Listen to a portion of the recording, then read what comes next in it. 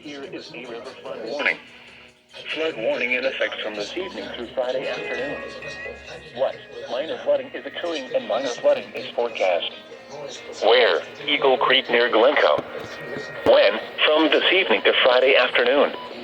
Impacts: at 20 feet, McDaniel Street and Sanders and Route 36 near Sparta is closed due to high water, with Old Sparta Road near Sparta also closed due to backwater flooding.